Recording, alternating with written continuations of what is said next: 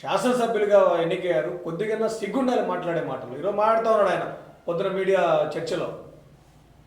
Janasena party మంత్రుల దగ్గర నుంచి ఎమ్మెల్యేల దాకా అందరూ కూడా ఎమ్మెల్యేని ట్రాప్ చేసే పనిలో ఉన్నారని ఏది ఒక్కటి చూపించు. ఈరోజు రైల్వే కోడూరులో అరవ శ్రీధర్ అని చెప్పి ఒక జనసేన పార్టీ ఎమ్మెల్యే గారి విషయంలో ఒక అమ్మాయి ఆరోపణలు చేసింది. అది ఆయన వ్యక్తిగత విషయం. అది జనసేన పార్టీకి పవన్ కళ్యాణ్ గారికి ఏ విధంగా సంబంధం? ఈరోజు ఆమె ఒప్పుకుంది. వారి వ్యక్తిగత వ్యవహారాల్ని, వ్యక్తిగత సంబంధాలని ఈరోజు పార్టీకి ముడిపెట్టి పవన్ కళ్యాణ్ గారు ఏదో చేయమన్నట్టు, జనసేన పార్టీ అంతా అరవ శ్రీధర్ గారి వెనకుండా ఆయన చేసి ప్రోత్సహించి చేయమన్నట్టు మీరు అందరూ కూడా ఈరోజు మీడియా ముందు మాట్లాడి జనసేన పార్టీ మీద నిందేసేటువంటి ప్రయత్నం చేస్తూ ఉన్నారు.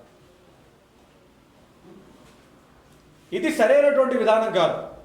ఈయన చెప్తా ఉన్నాడు జనసేన పార్టీ వాళ్ళందరూ కూడా స్త్రీలను ఈరోజు ట్రాప్ చేసి వాళ్ళు ఆర్థికంగా దోచుకున్నారంట. అంబటి రాంబాబు, అవంతి శ్రీనివాసు, జోగి రమేష్, తర్వాత వాళ్ళ ఎంపీ మాధవ్, వీళ్ళందరూ కూడా శుద్ధపోసులు. అసలు ఏమీ తెలియదు పాప, అమాయకులు వీళ్ళంతా.